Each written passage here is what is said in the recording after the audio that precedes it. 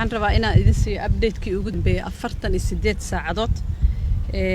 wixii soo kordhay oo xaaladda coronavirus ah 48 saacad ee ugu dambeysay waxaa soo kordhay 70 xaaladood oo positive ah rag waa 48 dumarna waa 22 xaaladaha soo kordhay 67 kamid ah waxay joogaan gobolka Banaadir saddexna waxay joogaan Somaliland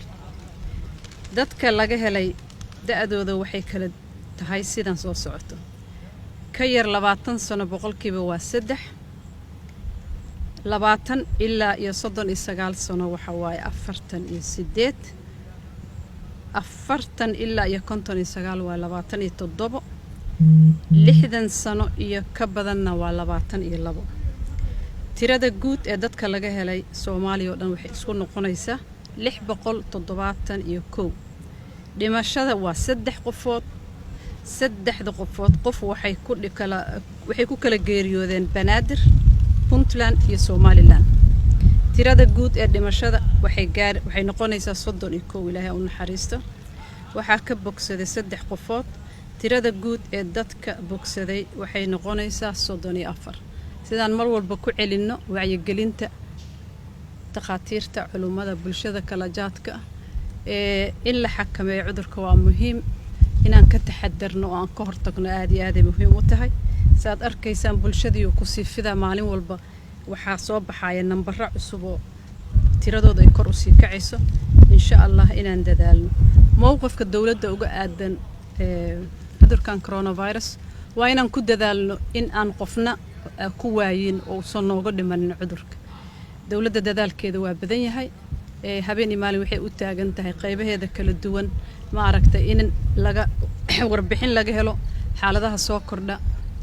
qalab sidii looga heli lahaa isbitaallo cusub oo dadka loogu gurmado sidii la heli lahaa dabcan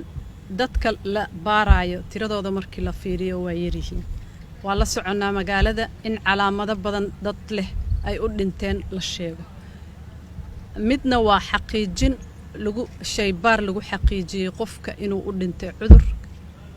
ama isbitaalka ku jiro ama isagoo dhintay hal la keen isbitaalka Martiini hal laga qaado swab results hal la xaqiijiyo laakiin bulshada inuu ku faafay oo dad badan oo geeriyooday lagu tuhmaayo inuu cudurka u geeriyooday way jiraan dawladda mar walba waxay kula talinaysaa dadweynaha in ay dhageystaan takhaatiirta wasaaradda caafimaadka inay soo doontaan adeega caafimaadka oo ay soo wacdaan nambarada loogu talagalay qofkii iska shakiyo calaamadaha isku arkay waa la talinayaa dawladda waxay aad ugu dadaalaysaa inay kor u qaado awoodeeda baarid ee cudurkan qof walba iskaga shakiya oo calaamadihii leh waxaa lagu waaninayaa inuu taleefanada soo wacdo